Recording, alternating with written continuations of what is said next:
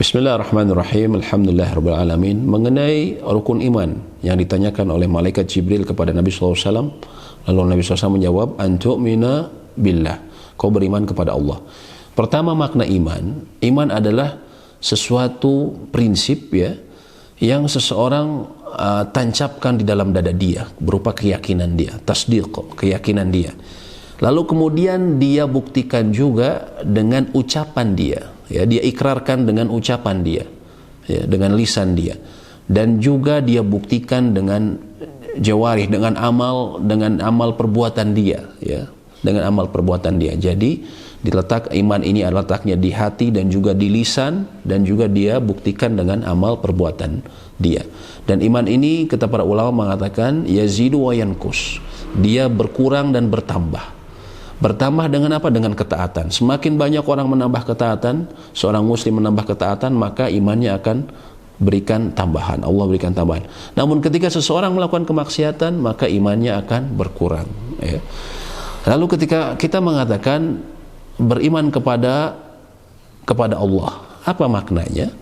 Para ulama mengatakan yang pertama, seseorang mengakui, ya, mengimani dengan benar bahwa Allah akan wujud Allah, keberadaan Allah Subhanahu wa taala, ya. Lalu yang kedua adalah seseorang, ya, meyakini bahwa Allah lah yang menciptakan, memiliki dan mengatur alam semesta ini, termasuk kita semua, ya.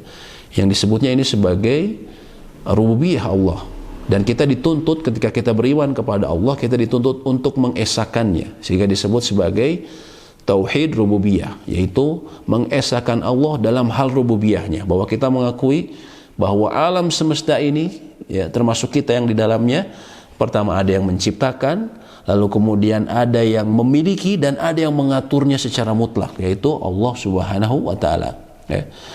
Lalu kemudian yang kedua adalah seseorang beriman bahwasanya Allah Maha Esa dalam nama-nama dan sifat-sifatnya, dalam namanya yang Maha Indah dan juga sifatnya yang Maha Mulia, ya. Tidak ada sesuatu pun, jin dan manusia dan malaikat ataupun makhluk apapun yang memiliki sifat menyerupai sifat Allah Subhanahu wa taala. Inilah yang disebut sebagai tauhid al-asma wa sifat.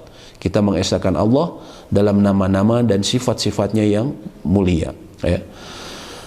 Dan bila kemudian kita telah mengakui bahwa Allah, keberadaan Allah, wujud Allah, ya, lalu bahwa Allah yang memiliki, mengatur, ya, dan menciptakan alam semesta ini, lalu Allah memiliki nama dan sifat yang mulia, ya, dan tidak ada yang sesuatu pun makhluk yang menyerupainya, maka berikutnya kita dituntut untuk beriman bahwa Allah lah satu-satunya yang berhak untuk kita ibadahi. Dan itu adalah konsekuensi dari keimanan kita yang sebelumnya. Setelah kita tadi beriman bahwa Allah memiliki, menciptakan dan seterusnya, tentunya artinya hanya Allah lah yang berhak untuk diibadahi, dan kita harus mengesakannya, artinya memurnikan ibadah kita tersebut hanya kepada Allah Subhanahu wa taala, ya. Ini yang disebut sebagai tauhid uluhiyah, mengesahkan Allah dalam hal peribadatan, ya.